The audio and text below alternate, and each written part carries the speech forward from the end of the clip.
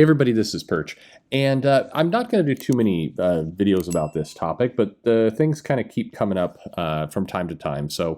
And I got this mail from a viewer, and I thought this is one of those topics that deserves to be talked about. So here we go. So as you know, as you've seen, there's a comic book out that I'm producing more than anything. We're still writing and drawing to get the comic from me out, but there's a lot of comics coming. I'm working with a large number of people to get material put together and ready and out into your hands. And one of my goals here, as I've said, is to basically show what goes on and give people some better options, some choices, and maybe some help in how to get their books out. I put the first book, which is by Larry King. He was a writer, the artist. I did very little, but moral support and trying to help get the friction out of the way, so he could just get a comic out. And there's some nice some poetic synergy. I don't know if that's the right word there, where the very first stream that I went on before there was even a channel was Larry's. He was asking me about some questions about a retailer. This is years ago now, and so there's a nice full circle there of kind of trying to pay some of this stuff back, and I pay my debts to people always, sometimes very, very slowly. I know there's a number of people who are very frustrated with me. They send me mail and I'm very slow to get back to it, and I do apologize. And that's slow and steady, which is not really the the energy that I want. That's not the reputation I want, but it's better than nothing. The key is I do come through in the end. Which people will have consistently said, at least. So I'll wear that with some pride. But this mail basically goes, hey, Perch, congratulations on the launch, and congratulations on pushing forward with Indiegogo. I had a comic that I put out on Kickstarter, but it failed. I know I would have done better on Indiegogo. The audience was a little bit better there. The way the terms were a little bit kinder and nicer. And I know it would have been a more comfortable platform to work with. However, I was urged not to go with Indiegogo because it would ruin my reputation within comics.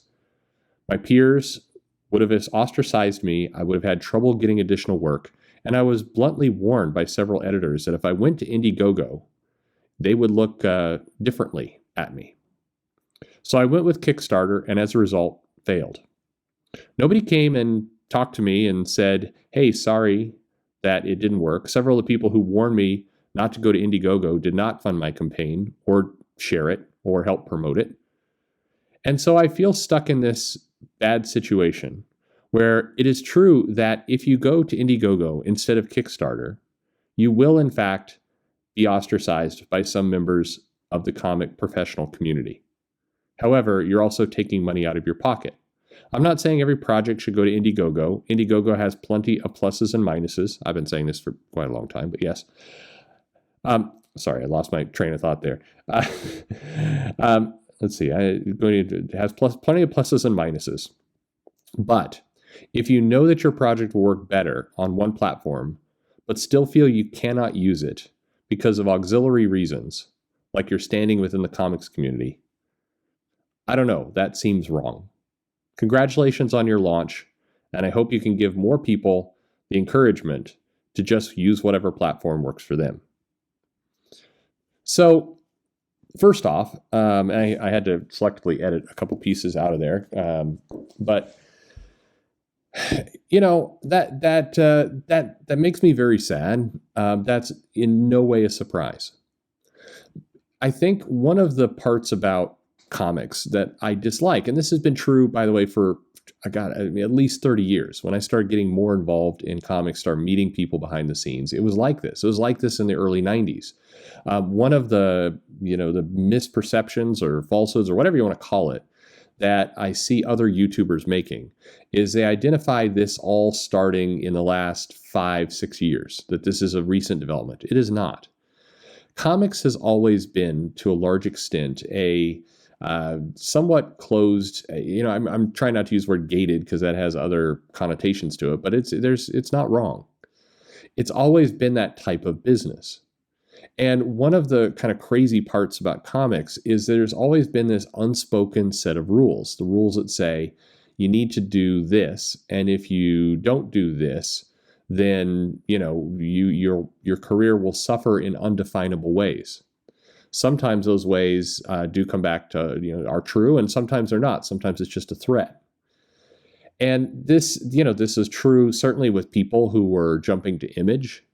I know for a absolute fact, heard firsthand, and there's interviews out there you can listen to from some of the people who went to image kind of after that first group, that were told by many of their peers, you'll never work at Marvel again. You will never get a job at DC. We will close off opportunities to you if you go do that. And in many cases, comics becomes a set of you can't, with no substitution, no, hey, this, we don't want you doing this because this would, for some weird reason, hurt all of us. So we're going to make sure you're extra protected over here. In most businesses, that's how this stuff works. There's a carrot and a stick. In comics, there's just the stick. And I can't tell you the amount of stories I've had from people who have chosen to go along with things, who have posted the pledge, who have done the F Comicsgate tweet, and then 6 months later, nobody will talk to them anyway. Not because they were a secret spy or doing things behind the scenes, but because, they just got forgotten. There's a great deal of performative, you need to do this for comics, you need to do this to be part of the community, you need to do this to be one of us, which is the stick.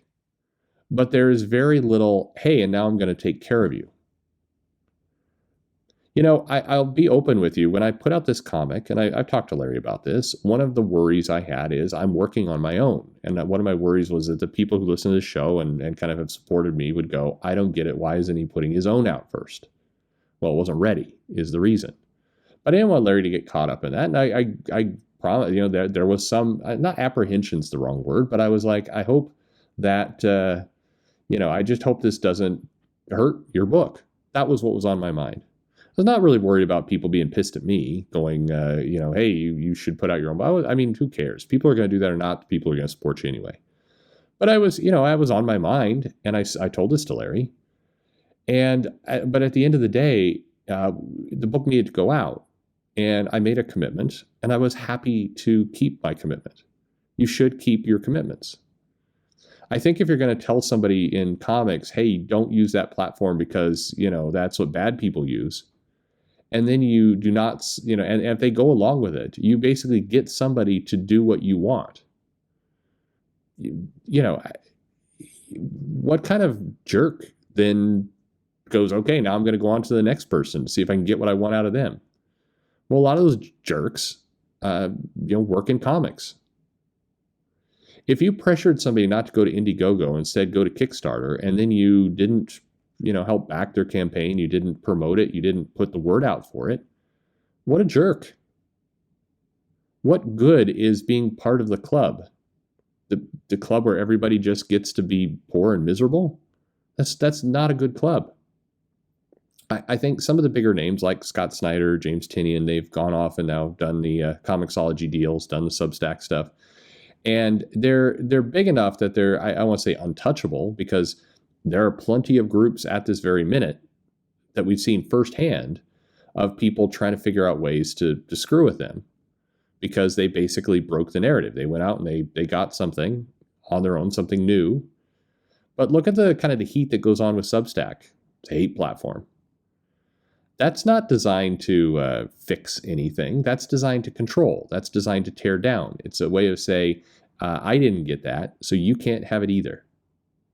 The reality is, if you just play this out logically, if you are sitting there and you believe Indiegogo is a bad platform with bad people on it, then the best thing you could do is take some of your talent over there and suck all the oxygen out of those bad projects. Take their money away. Go over there and take it over. If that's what you believe, but that they know that's not going to happen because the people who get really fixated on control are missing one kind of key element: talent. To be crass about it, talent. These people who are talented, who are able to put out good work, they just try and figure a way out of this mess, out of these things they're told what to do.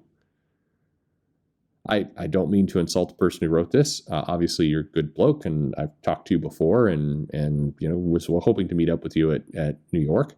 So in a couple months in Seattle. I feel bad for this person. This is a person who was stuck with a really shitty situation, a situation where they felt like, I know that this platform, this place would do better for me. I'm more comfortable with it, but I've got a bunch of people who are vaguely threatening me that if I don't, if I do it, that there's going to be reprisals. What kind of reprisals? Who knows? But in a world with very thin margins, very little commitment, very little money, do you want to take that chance? If you're currently doing something for Marvel, do you want to take the chance that, a contract that basically only has like 3 months of life to it, that's not going to get renewed? This is not my argument, by the way, to say you shouldn't go to Kickstarter. Quite the opposite. You should go to whatever fits you. Period. End of story. If you believe more of your audience is on Kickstarter, God, go where the money is. If you believe more of your audience is on Indiegogo, go there. If you believe you can double dip and get both, do that. If you believe you can make it on your own, use none of these platforms, do that. I mean, that's the answer. All this other stuff is about control. It's about people trying to dictate what you do and where you do it. I think that's stupid. In the industry, in this current stage, that's really stupid. We can't afford it. Anyway, thought you might find that interesting. This is going on. We all know it's going on. I mean, you've seen plenty of vague allegations going on. It's going on. We got to give people the confidence to say, look, go where you're going to go, run your business. The most important person in this situation is you. You need to have money. You need to have some control over your own career and life, not randomly hand it away to somebody who's, not even making a comic because they're not skilled enough to do so.